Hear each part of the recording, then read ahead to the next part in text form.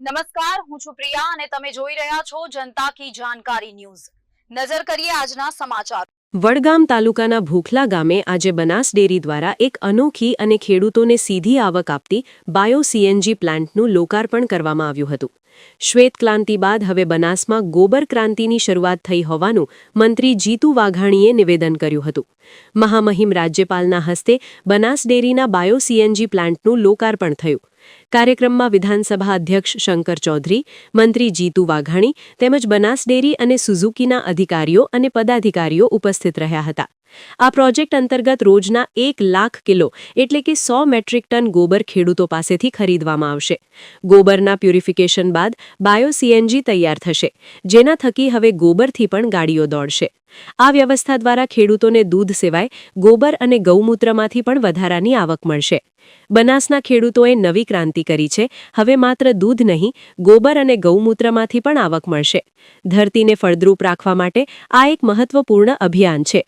દામામાં પહેલો CNG plant સ્થાપિત કર્યા બાદ હવે 3 નવા પ્લાન્ટ કાર્યરત થયા છે। ભૂખલા ખાતે બનનાર આ બાયોગેસ પ્લાન્ટ 100 મેટ્રિક ટન ક્ષમતા ધરાવશે, જેનાથી ખેડૂતોને સીધો લાભ મળશે। શ્વેત ક્રાંતિ પછી હવે ગોબર ક્રાંતિની શરૂઆત થઈ છે। આ પ્રોજેક્ટમાં સાયન્સ, આત્મનિર્ભર ભારત અને સ્વદેશી વિચારધારાનો સમન્વય જોવા મળે છે। ખેડૂતોનું ઉત્પાદન અને આવક વધે એ હેતુ છે। બનાસ ડેરી અને સુઝુકીના સહયોગથી સાકાર થયેલ આ બાયો સીએનજી પ્રોજેક્ટ બનાસના ખેડૂતો માટે નવી આવકનો રસ્તો ખોલશે, સાથે પર્યાવરણ સંરક્ષણ અને ટકાઉ વિકાસમાં પણ મહત્વપૂર્ણ ભૂમિકા ભજવશે। રિપોર્ટ ભરત ઠક્કર, ડીસા, બનાસકાંઠા।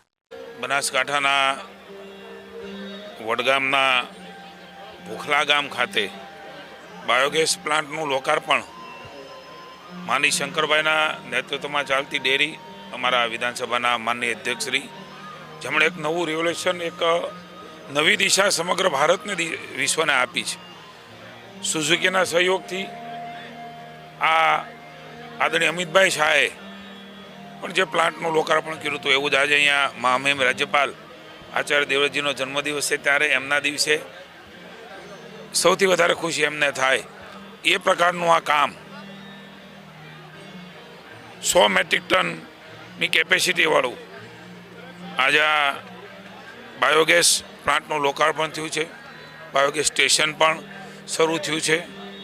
ચેલેન્જીસની સામે લડવા માટે માનની મોદી સાહેબે જે પ્રકારે ગોબરધન, હું એમ કહીશ કે એક વખત શ્વેત ક્રાંતિ હતી, હવે ગોબર ક્રાંતિની શરૂઆત એ મોદી સાહેબના નેતૃત્વની અંદર ગુજરાત રાજ્યમાં આદરણીય અમિતભાઈ શાહ, માનની મુખ્યમંત્રી ભૂપેન્દ્રભાઈના વડપણ નીચેના માર્ગદર્શન નીચે આદરણીય શંકરભાઈ શરૂ કરી છે। આજની આ શરૂઆત એક નવા રિવોલ્યુશન સાથે, ખૂબ મોટું ચેન્જિંગ સાથે આવનારા દિવસોમાં આપણને જોવા મળશે।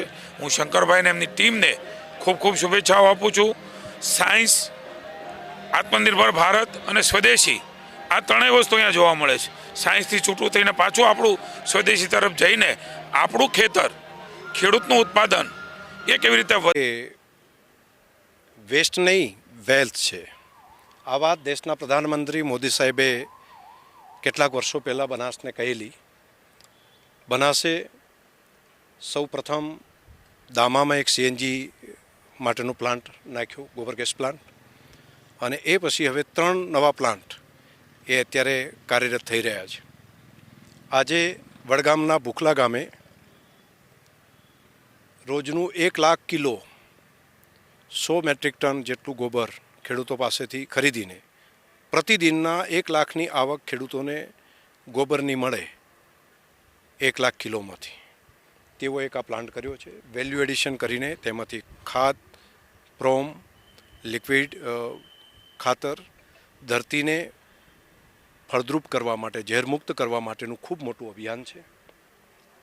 સાથે સાથે સીએનજીને પ્યુરિફિકેશન કરીને બાયો સીએનજી કરી અને અહીંથી જ ગાય ભેંસના છાણના ગેસમાંથી ગાડીઓ ચાલતી થાય, તેની જે ક્રાંતિ બનાસે કરી છે, તેનો એક આ નવો પ્લાન્ટ આજે મહામહિમ ગવર્નર સાહેબના હાથે લોકાર્પણ છે।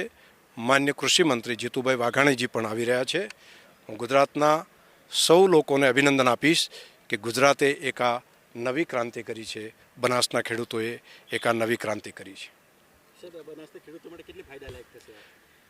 દૂધની આવક મળતી હતી, હવે દૂધ સિવાય ગોબર અને ગૌમૂત્ર બંનેમાંથી પણ આવક મેળવતા ખેડૂતો થાય તો એની ઇકોનોમી ઘણી વધી શકે અને તેના માટેનું આ મોટું કામ ગૌમૂત્ર અને ગોબર એમાંથી પણ આવક મેળવવા માટેનું ખૂબ મોટું કામ થઈ રહ્યું છે.